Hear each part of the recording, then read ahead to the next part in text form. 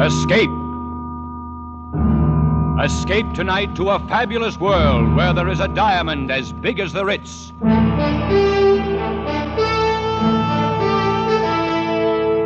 The Columbia Broadcasting System and its affiliated stations presents Escape, a new series of programs of which this, the third, is The Diamond as Big as the Ritz by F. Scott Fitzgerald, produced and directed by William N. Robeson.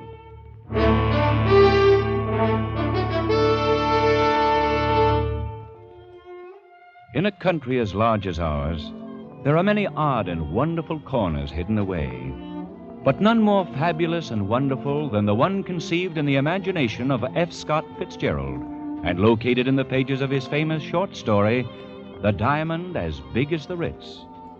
It is described in the words of John Unger, 20 years old, impressionable, and quite willing to swear to the truth of this whole strange affair. I'd been going to the St. Midas Prep School for a couple of years, and this was my second summer vacation. I'd met this fellow Percy Washington during the winter and got to be pretty good friends with him. Only I didn't know about his family or where he came from or anything like that. Of course, I knew he must be rich, because all the fellas at St. Midas come from wealthy families. So when he invited me to spend the summer at his home out west someplace, that was okay by me.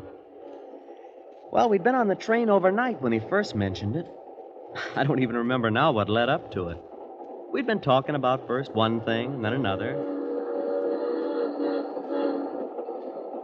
Exactly where is your home, Percy? I mean, you bought the train tickets and all. It's in Montana, sort of.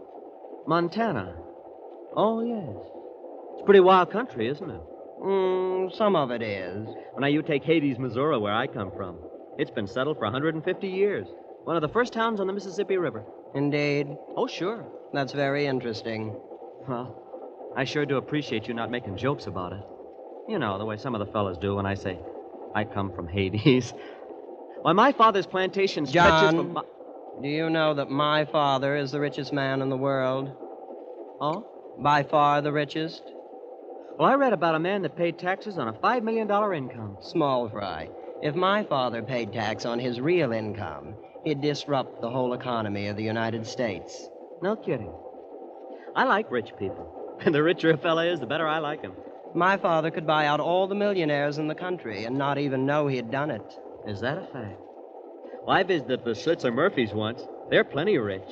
Why, their daughter Vivian's got rubies as big as hen's eggs. And sapphires that glow like headlamps. I like jewels. Always have. I used to collect them instead of stamps. And diamonds. Why, the Schlitzer Murphys had diamonds as big as walnuts. Oh, that's nothing. Huh? Nothing at all. My father has a diamond as big as the Ritz. Please, I'm not joking. But you mean as big as the Ritz-Carlton Hotel? Exactly. My father has a diamond as big as the Ritz.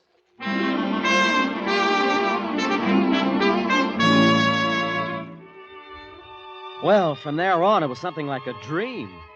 We got off the train about dusk at a little whistle stop called Fish, Montana. There wasn't anything there, not even a station.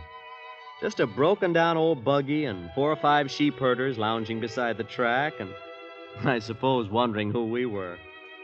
Anyway, Percy and I climbed into the buggy, and without saying a word, the driver cracked his whip, and off we went.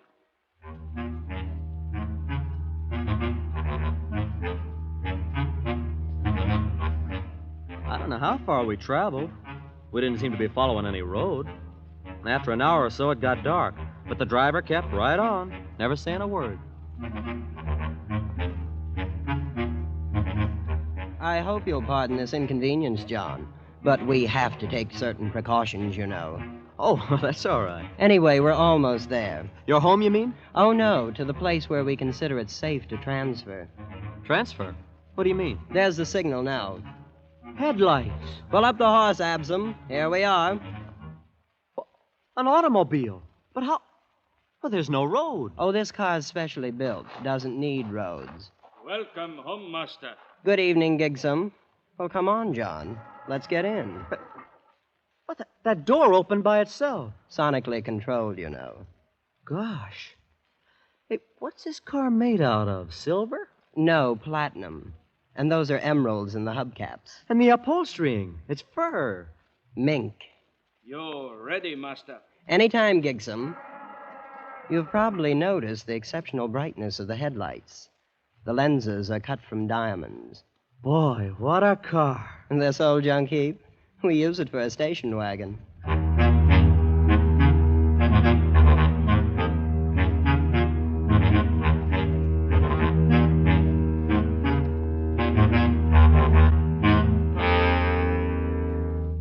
What are we stopping for?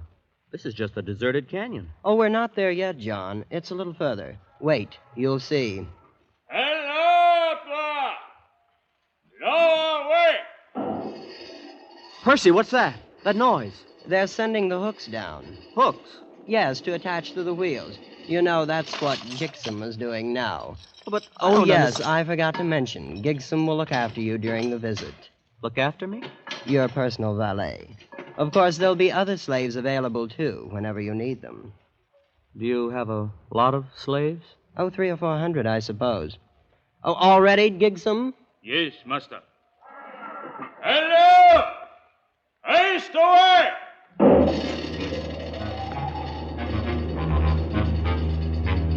Hey, look! Look, we're leaving the ground. Yes, there's a hoist up there on top of the cliff. Has cables about 1/4 of a mile long. But what for? Oh, it's the only way in. Imagine hoisting an automobile 1/4 of a mile up the side of a cliff. It's nothing, really. As you may have guessed, John, this is not going to be like anything you ever saw before in your life.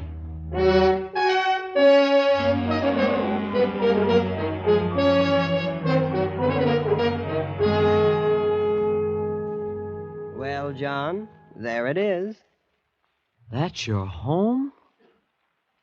Oh, it's magnificent. Palatial. It's not a bad little place. How big is it? I suppose you mean the number of rooms. I think it's around 140. But Father may remember exactly. Then, of course, there are other buildings. Slaves' quarters and things. Why hasn't anybody ever found out about it? This place, I mean. Well, for one thing, it's the only 5 square miles in the United States that have never been surveyed. Huh? Why not? Oh, things were arranged. I don't see how that's possible. Believe me, it hasn't been easy. I understand Grandfather had to bribe 3 government bureaus, a vice president, and half of Congress once to keep this place off of the maps. Oh, but surely somebody stumbled onto it. Prospectors, people like that? Oh, yes, that happens occasionally. Then, of course, we have to arrange things. You mean... Not always. Usually we just take them prisoner and keep them. Same as the aviators. Oh, planes come here? Well, once in a while they fly over. Of course, they never get away. We have 9 anti-aircraft batteries around the hill here. You shoot them down? Oh, yes, great sport. It does upset Mother a bit, though. And there's always a chance that one might get away. That's Father's greatest worry. Well, this place... This whole thing, it's fantastic. Oh, come now, John. I picked you for a fellow with his feet on the ground. And you haven't seen anything yet, you know. This is only the beginning.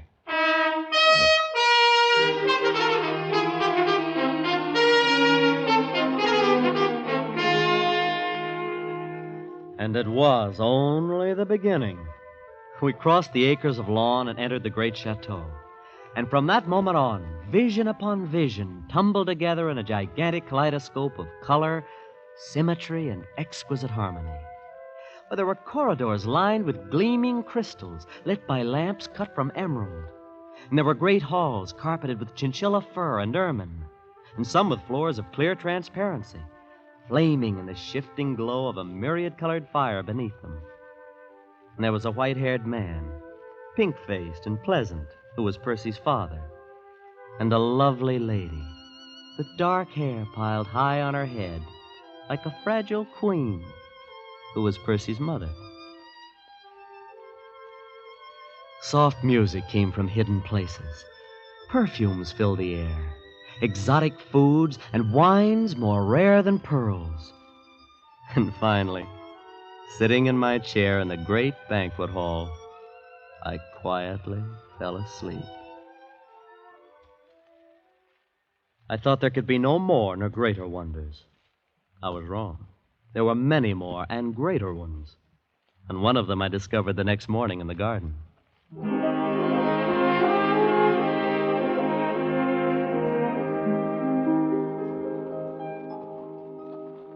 Hello there. Huh? Oh, you're lovely. My name is Kismine. You're John Unger, and you're a friend of my brother. Are you from the East? No. Well, at least not exactly. I'm from Hades. Oh. Missouri. Would you like to sit down here on the grass? Well, yeah, sure I would. I'm going east to school this fall. Do you suppose I'll like it? I think so. Of course, it'll be different from all this. Well, that's what Jasmine says, and she's in the East now. I've never been outside. Who's Jasmine? My sister. She's older than I am. I hope you won't be offended, but well, you're the most beautiful girl I've ever seen. Yes, I know. What? I surprised you, didn't I? A year ago, I would have said thank you. But Father says it's very necessary to learn to take things for granted. So now I just take it for granted that I'm beautiful, you see? You're pretty sophisticated, aren't you? Oh, I'm not at all. I think sophisticated young people are terribly common. I'm not a bit like that. No, I didn't really mean it. I only said it to tease you. Well, I'm glad. I wouldn't want you to think anything like that. Why, I don't smoke or drink even. And I never read a thing except poetry. I was only kidding. I believe girls should enjoy their youth in a wholesome sort of way. Oh, so do I. I like you, John. I wish you'd spend some of your time with me this summer, not all with Percy. Oh, I will, Kismine. I will. You may be in love with me if you'd like to. I'm absolutely fresh ground, you know. I am in love with you. But of course we'll have to meet secretly. My parents wouldn't permit it if they knew. Well, then that's what we'll do. Well, I have to go now. I'm supposed to be with Mother at 11. Aren't you going to ask me for a kiss? Jasmine says boys always do nowadays. Well, some of them do, but not me. We don't expect nice girls to do that sort of thing in Hades.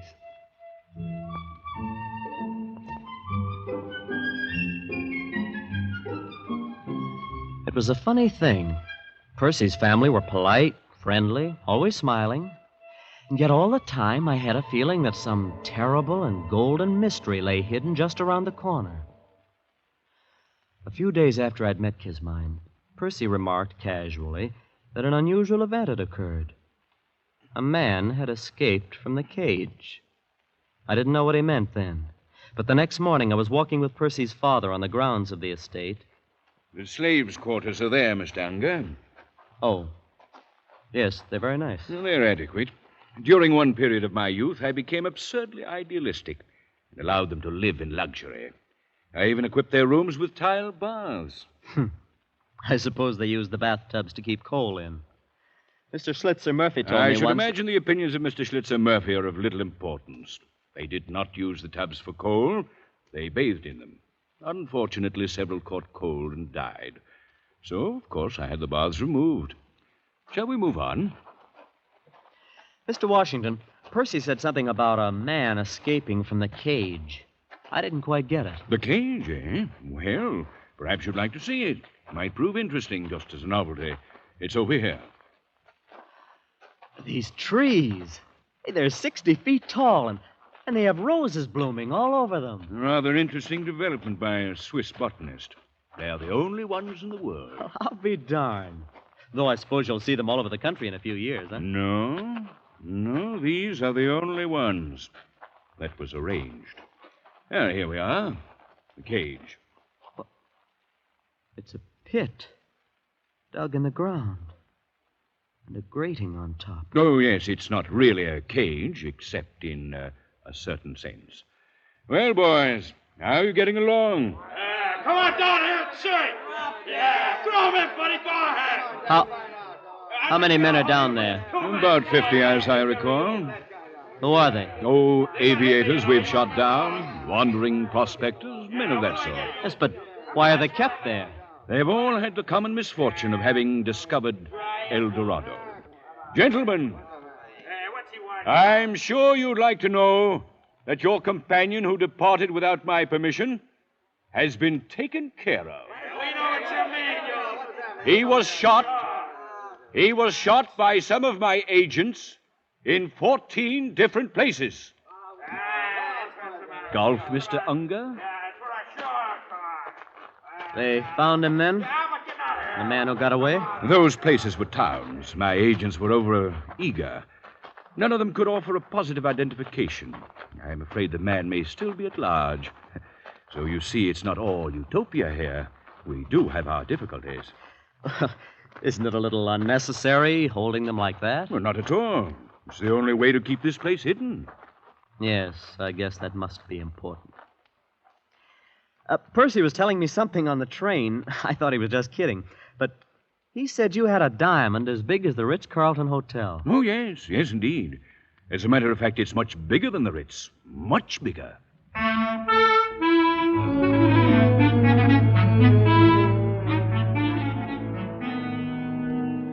Well, summer went on, and I was more and more in love with Kismine. Oh, she was priceless, exquisite, like no other girl in the world. After a couple of weeks, I'd kissed her, of course, and I was really in love for the first time. Oh, I should have known. I should have put two and two together when Percy's father showed me the cage. But I didn't until one morning late in the summer, I'd slipped off with Kismine to the rose garden. Kismine, I think we ought to elope. Oh, I don't know. It would be much nicer to be married here. But then it would be more romantic to elope. Yeah, all the Sunday supplements would write stories about fabulous heiress elopes with... You are fabulous, you know. I knew an heiress from Omaha once. I don't think you'd like her. She visited my sister here. Oh, you've had other guests then, huh? Well, yes, we've had a few. Wasn't your father ever afraid they might talk outside? To some extent. Oh, let's talk about something pleasanter. What's so unpleasant about it? Well, I grew quite fond of some of them. You mean they told and your father... Oh, they didn't get a chance to. Father had to be sure. Oh, but that's murder. What else could we do? In the cage, well, they'd have been a constant reproach to us. And Father does it so nicely. They're always drugged in their sleep, and then we tell their families they died of scarlet fever in Butte. I'm not sure how that affects the statistics there. Of all the horrible... Oh, it is not. After all, it'd be terribly boring here without ever having anybody. Why, Father and Mother have sacrificed some of their best friends. Well, you're no better than the... Well, then, that's what they plan to do with me. Oh, couldn't you forget it? And be nice to me until you're put away. It's only for 2 or 3 weeks. You'd go on this way, kissing, talking about love, when you know I'm not much better than a corpse? You're not a corpse. You're not. I won't have you saying I kissed a corpse. Oh, that wasn't what I said. You did, too. I did not. You said Just that... a moment. Father. Who kissed a corpse? Well, nobody. We were joking. You two haven't any business here anyway. Kismine, go read, go play golf. Don't let me find you here when I come back. Yes, Father. Good day, children. You see? Now he knows. You've spoiled everything. You don't really love me. Kismine, you... Look, tell me, what's the reason for all this secrecy? What if you are rich and have this place? Why would it be so terrible if anybody found out about it? Why, it's on account of the diamond, of course. Diamond? What is this diamond all of you talk about? Well, it's the... Oh, you'd better ask Percy. I'm always getting things mixed up. Well, I will ask him. And another thing, I'm getting out of here tonight if I have to dig through the mountains. I'm going back east. Take me with you. No. Why not? Kismine, dear, your father wouldn't permit it. If you won't take me, I'll go tell him I want to marry you. No, you can't do that. He'd bump me off this afternoon. Oh, please take me, darling. We'll be terribly poor and very happy. And I'll cook things for you. Oh, herbs and berries and things. Won't that be fun? You will, won't you, John? Well, my head was really in a whirl. This whole thing was fantastic. And so was the family, even Kismine. I couldn't think of anything to do, but... Well, I rushed to see Percy. But, John, why didn't you ask me before? Because I thought you were kidding all the time. I know you wouldn't have believed me if I'd told you. Yeah, well, I'm ready to believe anything now. Well, it was Grandfather who started the whole thing. Purely by accident. He came out here from Virginia after the war between the states and stumbled onto it. Onto what? The diamond. That's what made this all possible, of course. Grandfather spent 2 years going around to different cities of the world selling bits of it. Then he started building this place. He put his money in jewels. But Father found that radium took much less space. Yeah, but why the secrecy? Oh, it just wouldn't do if anyone found out. Ruin the economy of the world. The thing's too big. This has been going on for 3 generations, then. The cage and this thing of inviting friends. Oh, yes. You see, there wasn't really any danger before airplanes. They are what worry us.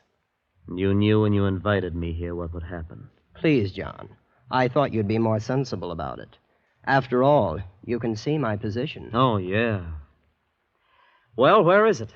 Where do you keep this diamond that's caused so cockeyed much trouble? Oh, I thought you'd guessed. You've noticed the hill the chateau stands on. Yes. It contains a cubic mile. And, except for a thin covering of dirt, it's one big, solid diamond.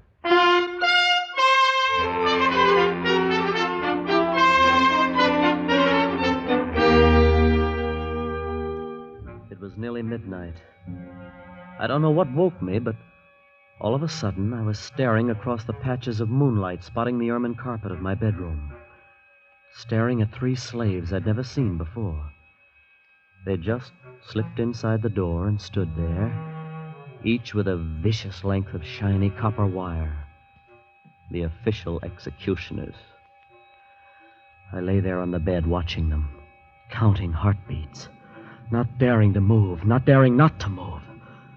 They didn't know I'd wakened, and they began edging across the room. Come on, all 3 of you. There's no time now for this. All hell's broken loose. Hurry! I took one long, deep breath, the first one in several moments, and then I was out of the bed in an instant, throwing on my clothes and dashing through the long crystal corridor to Kismine's room. Kismine, are you awake? John, over here by the window. So they woke you up, too. If you mean 3 of your father's slaves. Oh, no, airplanes. Airplane? So that's what it is. At least a dozen. I saw them crossing against the moon. Oh, look, they're circling way over there. You think they're here on purpose? Oh, yes. They dropped warnings to Father. It's that man who got away from the cage, you know. Oh, good for him. Yes, wasn't he clever? Well, I think we'll open up on them any second now. Open up? Yes, our anti-aircraft. Oh, this is going to be thrilling. Thrilling. Oh, look, they're in range now. Bravo! Bravo! Kismine, get away from that window. Oh, good heavens, did you see that? Yes, and we've got to get out of here. Can't you understand? They'll bomb the chateau next. I know. There's a little grove across on the side of the mountains. We always keep one of the cars there. Oh, we have a nice view of everything. A nice view? Kismine, you don't seem to understand. They mean business. They're out to finish off you and your whole family. Oh, but it all seems so silly. Oh, when you come right down to it, they've never even met us.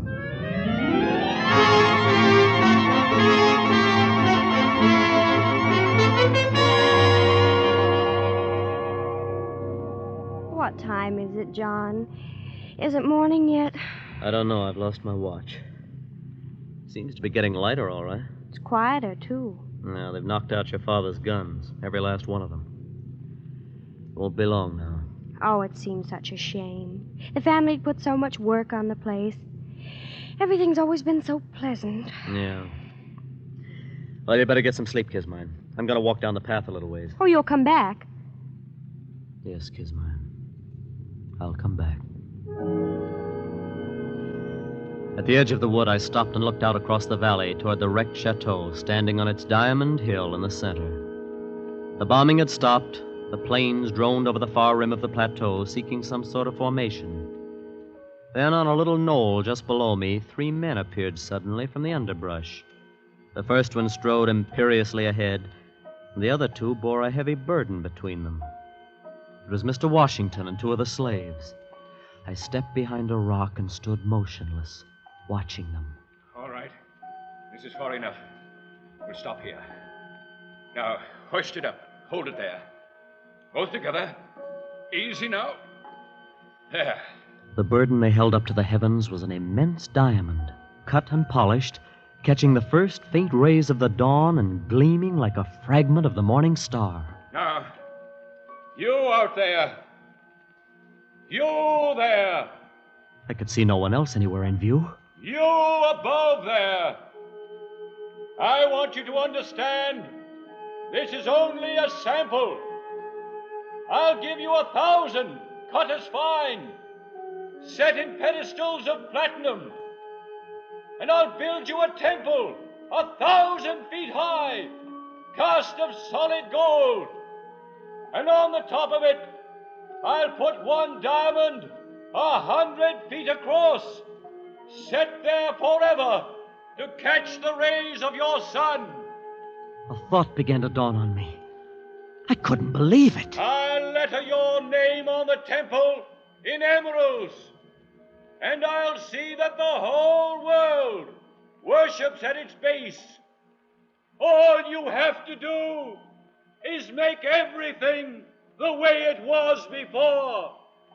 Mr. Washington was offering a bribe to God.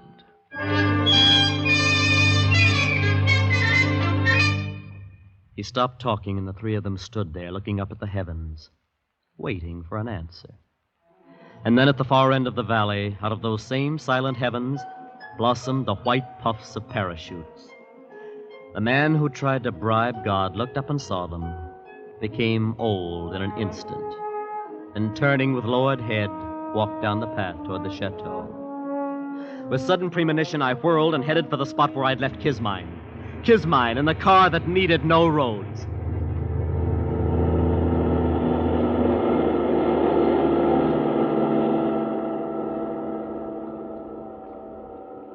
Haven't we gone far enough, John? I suppose. We're 10 miles from the chateau. Oh, it's all so hectic. This rushing about and losing sleep and everything. Hand me those field glasses. Here they are. Well, can you see anything? No. Wait. What is it? It's your father and mother. And Percy. Yes, and the two slaves, still carrying that big diamond. Oh, wait. They're going in a tunnel down below the chateau. So that's it. They've got an underground escape. No, I remember now. The mountain's wired. Some kind of atom bomb. Atomic bomb. Oh, that's it. Father's had it for years. He always said it would disintegrate the whole works, diamond and all. Of course, he only regarded it as a last resort. So he'd rather have it like that. Well, they're all inside the tunnel now. The troopers are moving in. I don't suppose there's really anything to be done about it now. And there wasn't.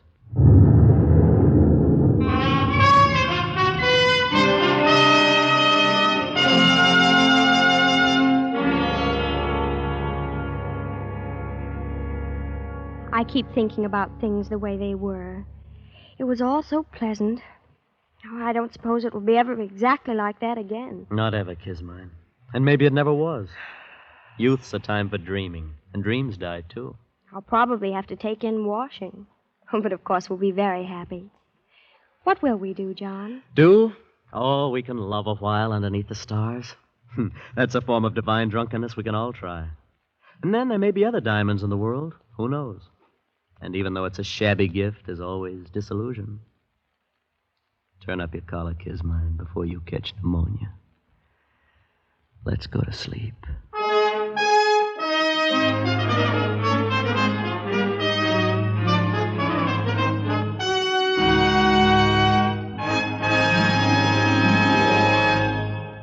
The Diamond as Big as the Ritz by F. Scott Fitzgerald was adapted for radio by Les Crutchfield and produced and directed by William N. Robeson, with Jack Edwards Jr. as John, Danny Merrill as Percy, and Linda Mason as Kismine.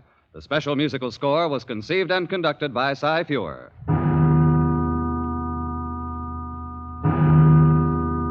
Escape is presented by the Columbia Broadcasting System and its affiliated stations each week at this time. Next week, we invite you to escape to the China Seas with Joseph Conrad in his gripping story of a typhoon. And so, good night until next week at this time, when it will again be time to escape.